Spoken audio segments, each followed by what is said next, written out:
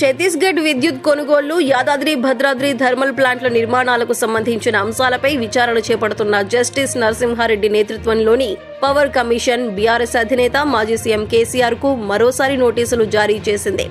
ఇప్పటి వరకు కమిషన్ కు వచ్చిన సమాచారంపై కేసీఆర్ అభిప్రాయం ఏంటో చెప్పాలని నోటీసులో పేర్కొంది. ఈ నెల 27వ తేదీలోపు వివరణ ఇవ్వాలని పవర్ కమిషన్ కేసీఆర్ ను ఆదేశించింది.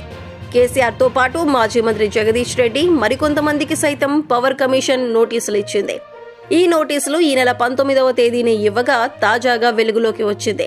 కాగా ఈ అంశంలో కేసీఆర్ కు పవర్ కమిషన్ ఇప్పటికే ఒకసారి నోటీసులు జారీ చేసింది. బీఆర్ఎస్ ప్రభుత్వ హయాంలో జరిగిన విద్యుత్ కొనుగోళ్లకు సంబంధించిన వివరణ కోరింది. కమిషన్ నోటీసులకు కేసీఆర్ సైతం ఘాటు రిప్లై ఇచ్చారు.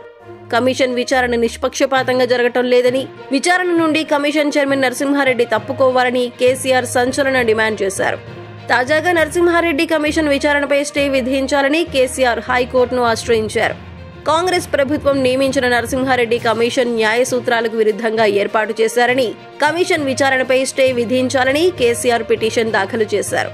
కమిషన్ విచారణను నిలిపివేయాలని కేసీఆర్ దాఖలు చేసిన పిటిషన్పై న్యాయస్థానం విచారణ చేపట్టక ముందే పవర్ కమిషన్ మరోసారి గులాబీ బాస్ కు నోటీసులు జారీ చేయడం స్టేట్ పాలిటిక్స్ లో హాట్ టాపిక్ గా మారింది.